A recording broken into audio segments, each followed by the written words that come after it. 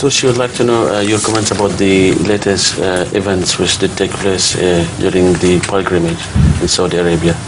In Saudi Arabia? Yes. It's a sad tragedy. All that I can say is, human tragedy is human tragedy. Where it happens in Saudi Arabia or in Tirith, in Banaras, anywhere else in the world, when humanity suffers from such accidents, all human hearts should melt in sympathy of the human suffering. So that is all I think we should say about it.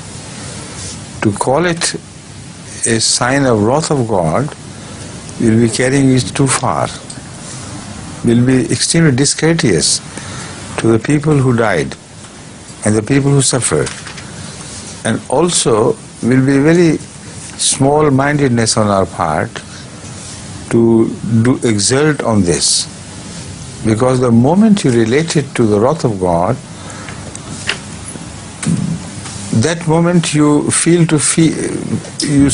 to suffer for such people as freely as you do otherwise.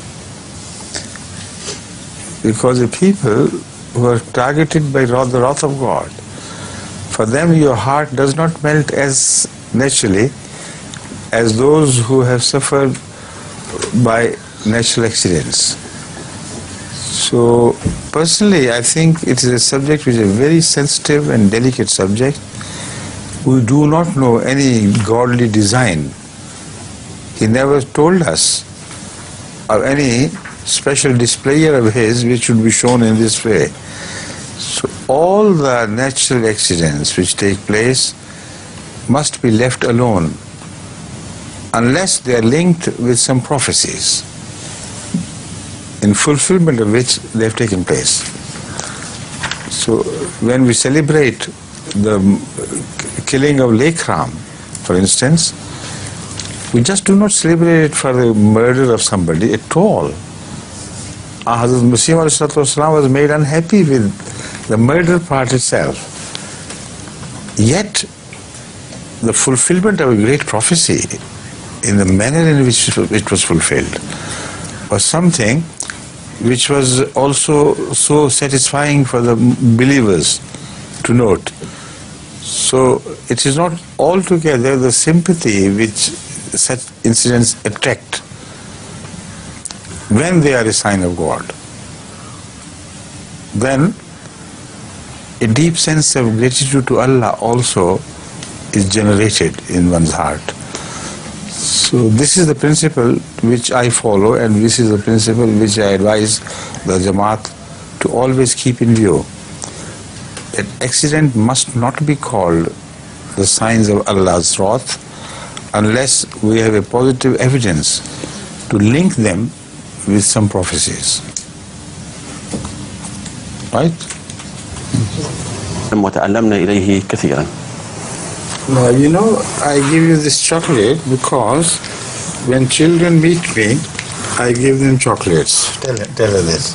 يقول حاتم المؤمنين أنني دائما لما أقابل الصغار أعطيهم قطعة من الشوكولاتة. Like a pretty child you are, huh? وأنت فتاة جميلة أيضا تستحقي ذلك. It reminds me that there are other children as well, because all who are not married are counted among children by me. So let's find out. Let's begin with another child who is yet not married, and another child from Turkey, and one child from Germany. This is a child from Germany. And the others I don't know. Abdul, no, you are married. The rest are all married? I am. You are. As the guests are concerned, I don't know, so we count them as married perhaps. Eh? I think so, yeah. Right, okay. I hope this is the last chocolate you will receive as a child from me. Huh? On Jummah, on Friday you are going to be married, huh? Inshallah. So next, please.